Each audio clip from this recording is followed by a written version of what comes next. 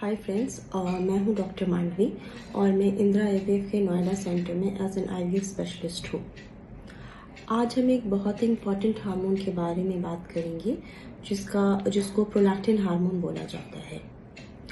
ऐसी महिलाएं जिनको कंसीविंग में प्रॉब्लम है या फिर पीरियड्स इरेगुलर रहते हैं, ऐसे केसेस में डॉक्टर्स जनरली प्रोलैक्टिन हार्मोन का टेस्ट बोलते हैं करने के लिए।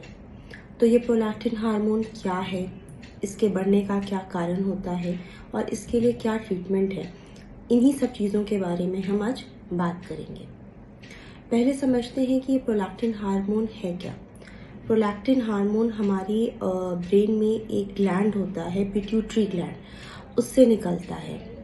इसका नॉर्मल लेवल 20 नैनोग्राम पर ml से कम होना चाहिए।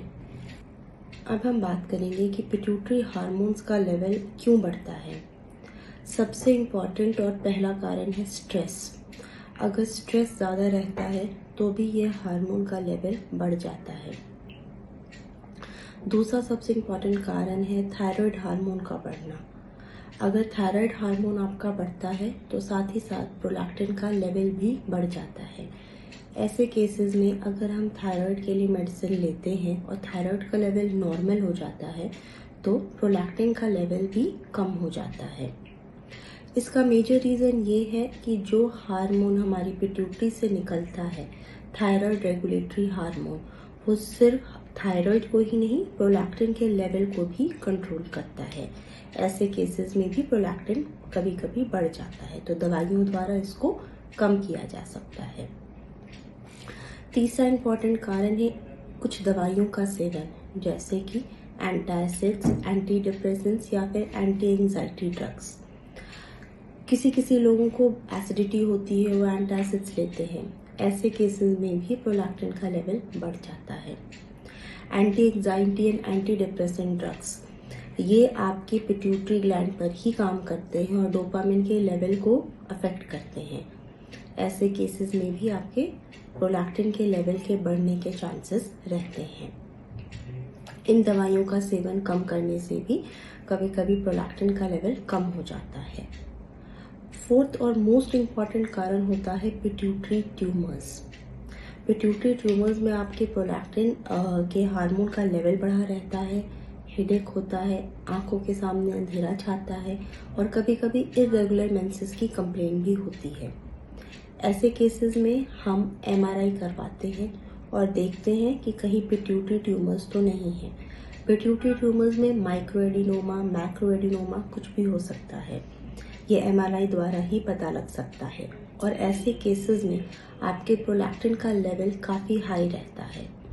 MRI के बाद ही हम डिसाइड कर पाते हैं कि ये दवाइयों से ठीक होगा या फिर इसके लिए सर्जरी की ज़रूरत है। अब हम ये आपको बताएंगे कि प्रोलैक्टिन का लेवल अगर बढ़ता है तो क्या सिम्टम्स हो सकते हैं। कभी कभी कोई भी सिम्टम्स नहीं रहता है, वो रेगुलर टेस्ट में हमें पता चलता है कि प्रोलैक्टिन का लेवल बढ़ा हुआ है। कभी कभी ब्रेस्ट से डिस्चार्ज हो सकता है या फिर पीरियड्स इरेगुलर हो सकते हैं, क्योंकि कहीं ना कहीं प्रोलैक्टिन आपके ओव्यूलेशन को अफेक्ट करता है और पीरियड्स को इरेगुलर कर देता है। इस प्रकार से हमने जाना कि प्रोलैक्टिन के बढ़ने में जो 80% टाइम्स चीज़ें हैं वो ये रहती हैं कि स्ट्रेस हो सकता है या फिर किसी मेडिकेशन का आप सेवन कर रहे हैं जिसकी वजह से ये बढ़ सकता है, और इसके रेमेडीज़ हमने आपको बताए कि क्या रहेंगे। कभी कभी अगर पिट्यूटरी ट्यूमर्स होते हैं तो उसके लिए क्या करना है, सर्जरी करनी है, दवाइयाँ लेनी है, ये सारी चीज़ें हमें MRI के बाद ही पता चलती हैं। इसके अलावा प्रोलैक्टिन को कम करने के लिए कैबागोलिन नाम की मेडिसिन आती है। इसका क्या डोज है, क्या ड्यूरेशन है, ये सब आपके डॉक्टर ही आपको डिसाइड करके बताएंगे।